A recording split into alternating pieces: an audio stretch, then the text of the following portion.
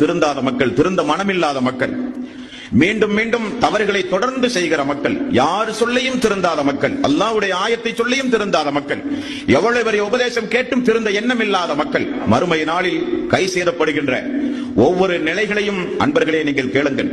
தொடர்ந்து உரைகளை கூர்ந்து கவனிக்கக்கூடியவர்களாக நீங்கள் இருந்தாலும் இந்த உரையை கொஞ்சம் அதிக கவனம் எடுத்து கேளுங்கள். காரணம், கை சேதப்படுகின்ற மக்களுடைய அமளி துமளிகள் மறுமை நாளில். காரணம், அந்த நிலை நமக்கு வந்துவிடக்கூடாது. பட்டுத்தான் திருந்துவேன் என்பது இறை விசுவாசிகளுடைய பண்பாக இருக்கக்கூடாது. படுவதற்கு முன்னதாகவே திருந்திக் கொள்ள வேண்டும் என்பதுதான் இறை விசுவாசிகளுடைய பண்பாக இருக்க வேண்டும். நிச்சயம் இவைகளெல்லாம் மறுமை நாளிலே நடக்கும்.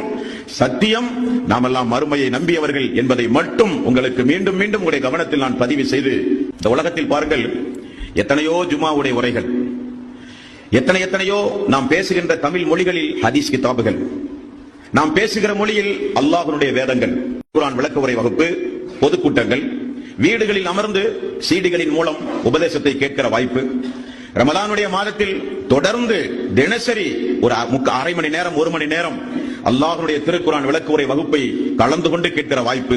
எவ்வளவு வாய்ப்பை அல்லாஹ் தஆலா இந்த உலகத்தில் ஏற்படுத்தி தந்தான். ஏன் அல்லாஹ்வுடைய உபதேசத்தை நீங்கள் சிந்திக்க மாட்டேன் என்கிறீர்கள் என்று அல்லாஹ் கேட்டானே.